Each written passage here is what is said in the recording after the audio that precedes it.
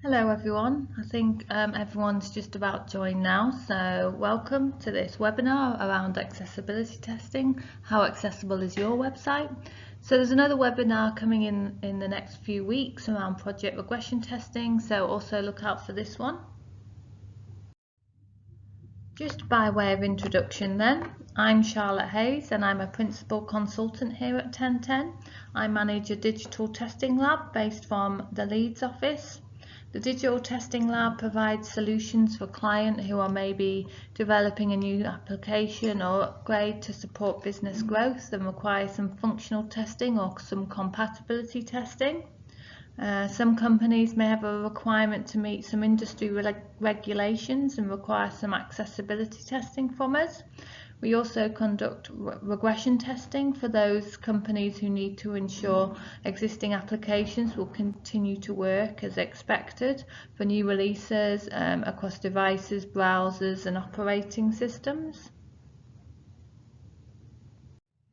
So the agenda today for the webinar is an introduction to accessibility testing, explaining what it is and how it impacts users, why accessibility testing is so important, how can you make your website accessible to everyone, so some little hints and tips to build into your website, some useful tools for testing, and then also some best practice and key takeaways at the end. Any questions you may have are answered at the end of the webinar, as well as this webinar being available to download from our website afterwards. So these next slides will take us through an introduction to accessibility testing. For people who aren't sure what accessibility testing is, then these next slides will hopefully give you a bit more of an understanding. Accessibility testing is performed to ensure the application or website under test can be accessed and used by people with a range of disabilities. This includes people using assistive tools such as screen readers to navigate around the site. Accessibility is key to making sure your digital products support the needs of all users, including those with disabilities. This webinar enables you to understand real-world as well as formal accessibility needs. The Web Content Accessibility Guidelines was first produced in 1999 by the Web Accessibility Initiative, the WAI, and they have been designed to and introduced to provide a benchmark as to what is expected of a website that considers itself accessible. There are 3 levels of compliance: Level A, AA and AAA. The majority of companies choose to be compliant to A or AA standard, as AAA is really quite difficult to get to and to build your product. As well as these guidelines, the UK public sector web accessibility regulations came into law in 2018 and created a range of new responsibilities for universities and higher education institutions and other public sector bodies. The purpose of these regulations is to ensure any student can succeed in education, with a particular focus on making sure websites and digital learning resources are accessible to disabled students. So a study in 2005 found that 97% of government websites in Europe did not provide a minimum level of accessibility, and even though that's quite a while ago, things haven't changed much, although the Dove.uk sites are now committed to improving accessibility and was recently made law that all EU sites, public sites, must be accessible. With this in mind, there are 4 key principles to be aware of when you're validating accessibility across a site. First one is perceivable. So is the information and the user interface components presentable to users in a way that they can perceive it, so seeing or hearing. Operable, so user interface components and navigation must be operable to users. Is the website understandable? Users must be able to understand the information on the page and understand how to operate the interface easily. And lastly, it should be robust. so the content must be robust enough that it can easily be interpreted reliably by a wide variety of user agents, including assistive technologies. So if any one of these things fail, then a person won't be able to complete the task they're trying to do on the website. So this slide highlights that disability can affect 11.6 million people in the UK, including 19% of working age people in the UK. Most studies find that 1 in 5, so 20% of the population, has some kind of disability. So there are a range of disabilities, of which accessibility testing includes visual impairments, for example, so blind people. So blind people tend to use screen readers or braille output devices. There are approximately 285 million people with a visual impairment, and about 10% of them are classified as blind. There are people with low vision, so they use screen magnifiers or resize the text to see things on the website. Colourblind people can be colourblind, so the most common one is red or green deficiency. Approximately 8% of males and 0.5% of females have a degree of colour blindness. So we have physical impairments as well, so mild mobility impairment, so some people could use a mouse but with limited dexterity, so find it quite difficult. Some people have severely mobility impaired, so unable to use a mouse but may be able to use a keyboard. So different types of impairments. There's also hearing impairments. So some people who have always been deaf, so they've never been able to hear audio, difficulties comprehending written English. In some cases, written or spoken language is their second language after sign language. People that actually become deaf, so unable to hear some or all of the audio on websites. The website can also affect people if they're listening to an audio in a noisy environment, if the audio isn't clear or has a lot of background noise. We also have cognitive impairments. These are around stress or alcohol and drugs. Learning impairments, people that have a learning impairment, so likely to have a reading age below an average adult. So dyslexia, which can have difficulty reading certain types of content. Autism may take things a bit too literally. So a non-native speaker, so they may be unfamiliar with certain expressions or a general lack of understanding of jargon or technical terms. There are, as well as these types of disabilities, temporary disabilities for people. So people using a smart or touch screen devices with small screens and different input modes, etc. So also older people with changing abilities due to aging, so they may not be able to hear as well as they used to. People that may have broken an arm or lost their glasses, so they are impaired in some way. People with situational limitations, such as bright sunlight or in an environment where they cannot listen to audio. Also people that have a slow internet connection or limited bandwidth. So according to the Equality Act in 2010, a person concerned with the provision of a service to the public or a section of the public for payment or not must not discriminate against a person requiring the service by not providing the person with the service.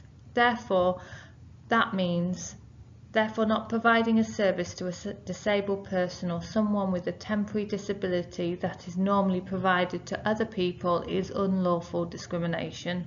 This applies as much online as it does in the physical world, and as much to the commercial web services as it does to public sites. So having an inaccessible site is actually breaking the law. So these next couple of slides show some examples of non-compliance issues that can be found on a website. Can you read this okay? This is a common example of a contrast issue. So where the background and the foreground has light colours, so you can't really read it very well. There is a standard, a 4.3 contrast minimum standard. So the visual presentation of a text and image should have a contrast ratio of at least 4.51. Some exceptions to this rule are large text, large scale text, so they should have a contrast ratio of 3:1. We did some testing on just a contrast checker that you can look at and Google from the internet, and this box had a contrast ratio of 1.3 according to the accessibility guidelines. So you can see these are the foreground and the background colours. With 12-point size font it still fails, and with 8-point font it still fails. So if it was larger perhaps, then this might pass. So another example of non-compliance is this website that we're using as an example. So we've installed the Wave plugin for the Chrome browser, and this plugin will show you any areas of non-compliance. These one in particular is showing page structure, missing alt tags and empty links, just to name a few of them, but it highlights the specific areas when you select them. For a form to be accessible, its labels need to be both visible and correctly identified to screen reader users. So avoid using placeholders instead of labels, as whilst they appear visually okay, they generally disappear as soon as the focus is inside the form, so you can cause a problem for people with cognitive impairments. As well, they are not really that well supported by assistive technology, so if screen readers were using this website. For alt tags, you need to associate the label with its form item so that screen readers know exactly which label it's referring to which. You can have a blank alt tag as long as it links to another page that link describes what that page is going to be. So this is just a quick example, a bit of a high level areas to give you something to think about when you're looking at or building a website from scratch. These will assistive technologies in particular be able to read through the structure of the website. Are the images with the alt tags linked to it descriptive enough? So these next slides will cover why accessibility testing is so important to companies. So these are just a couple of companies that have been in the news recently, so I thought I'd share these as a couple of examples. So Lloyds becoming the first bank to sign up to mental health accessibility standards. So the MMHPI, the Money and Mental Health Policy Institute, had launched this standard, which aimed to make life easier for those who struggle to make telephone calls or open post or navigate complex online forms due to mental health problems. So this falls into accessibility testing. So organisations like Lloyds are signing up to these standards and will be tested against 11 key measures, which include training staff so they're more aware of the mental health problems and their impacts, and ensuring that customers can carry out important account activities through a variety of different methods, so such as text, email, web chat, face-to-face access.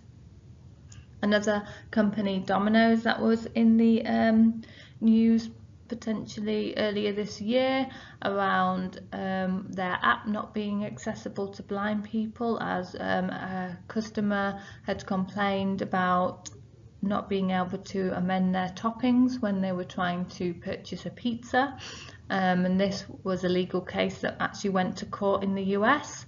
So accessibility is really key and really important to customer focused companies as well, primarily, but also every company should make sure that if they have a website that it is accessible to everyone. Again, this is another slide around some of the other companies that have been in the news recently or last year around accessibility, so I won't go through each company, but these companies have been taken to court over the inaccessibility of their website. This just shows you and gives you an example of how reputational damage can come around. So people can not use their websites again in the future if they've had a bad reputation in the past, or they've used it and not been able to have a successful experience. This sort of puts people off, and word of mouth spreads. So it's really useful, or really key, that you get your website built correctly.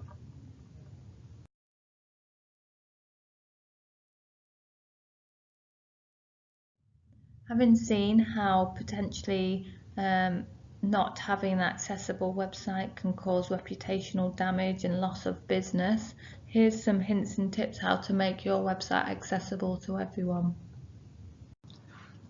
First one, use alt tags. So using descriptive alt tags when you're building your website. Alt tags are the little images. When you hover your mouse over an image, this little description that pops up, that's called an alt tag. There's an example here. For someone who has a visual impairment and uses a screen reader, which is a software program that reads text on a website out loud, the alt tags are read out loud, and this is the only way a user knows what the image is. Take alt tags seriously and use them as an opportunity to describe the image accurately and succinctly. If it's a picture of a person, write out the person's name. If it's an object, use a couple of words to describe it. For example, if it's a photo of a pile of bricks, use the alt text "pile of bricks." Next one, create some subtitles and transcripts. If your web content regularly includes videos, try to provide subtitles, especially if you're producing the bulk of your own video content. Popular video hosting sites such as YouTube have tools that allow users to add subtitles to their clips. Making a transcript of the video available online is also an incredibly helpful resource for users. Put periods in abbreviations. So if you're abbreviating something in HTML, put periods in between each letter. For example, if you're referencing the CIA, write it out as C.I.A rather than CIA. A screen reader won't recognise the abbreviation without periods, and it will instead read it out phonetically as a word. Next one would be to describe your links. So when you're embedding a link in a post, it's more useful to describe the link rather than just telling the reader to click there. For example, it's better to write out something like, to learn more about technology, check out this Java channel, instead of to learn more about this technology, click here. Whenever possible, try and underline your links to make sure that there's a colour contrast between hyperlinked text and regular text. That way, colourblind users will be able to find a link immediately without having to hover over it with their cursors. Utilising colour control, contrast. So practicing smart colour choices is useful for a website with any kind of audience. Avoid pairing garish colours and be wary of using yellow, blue and green close to one another. This is especially difficult for colourblind users. Black text on a white background is the best general practice because it's readable for most audiences. Get clickable. For users with mobility problems, it can be difficult to click on a small item within a tiny clickable range. It's trying to nail a bullseye every single time you play a game of darts. Give the clickable item a wider range so the user can click on it within the item's general area. Keep your copy simple. So this tip is useful for any audience, but is imperative for elderly audiences or those with learning disabilities. If you're putting a lot of text onto your website, break it into smaller paragraphs. Use simple, straightforward language in an active voice. Naturally, this might not work for all sites, depending on the content, but you can apply it to various pages, such as an about or history section. So, knowing your audience. It's difficult, if not impossible, to design generically for all disabilities. The main categories of disability, sensory, physical and cognitive, there's such a wide variation, it's important to understand your users first.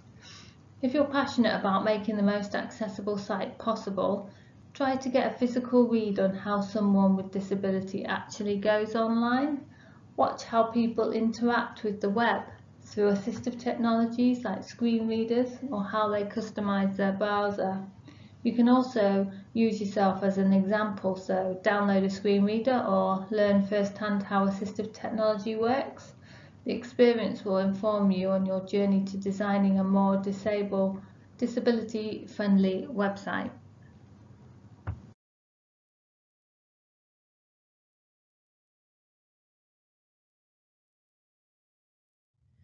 These next slides will highlight some useful tools to get you started for testing. These tools below are some really useful tools that help you when you're doing some accessibility testing.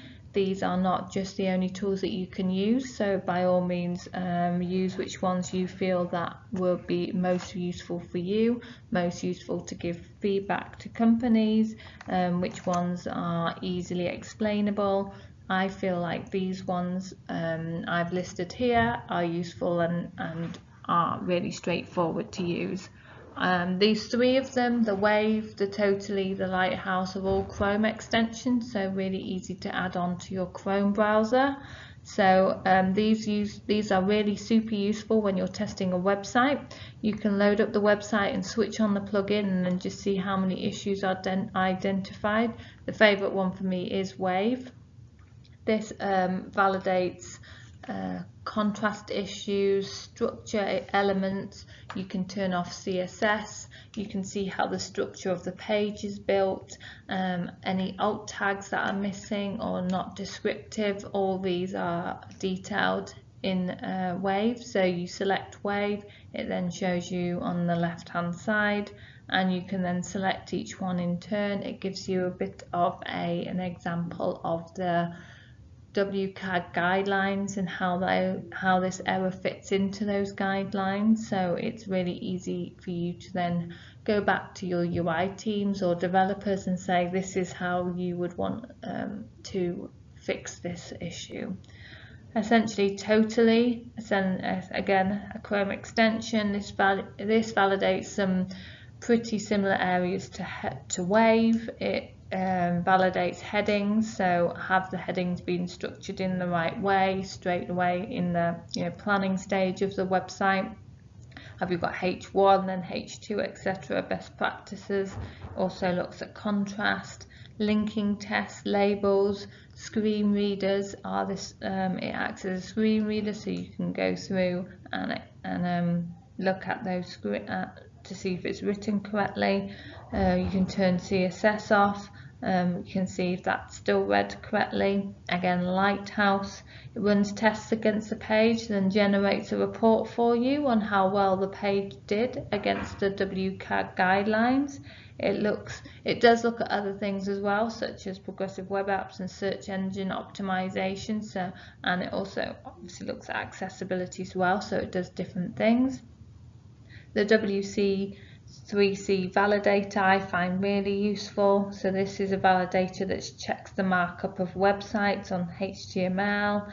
Essentially how the website is coded and built, and it basically recommends some best practice techniques for companies. So it goes through the page, you type in the page you want it to review, it reviews it, then it comes up with the errors or the alt tags or the JavaScript errors, and it essentially explains best practice techniques in accordance with the standards. So all of these tools follow the WCAG 2.1 standards and then explain to you why this is an issue, which I think is really useful.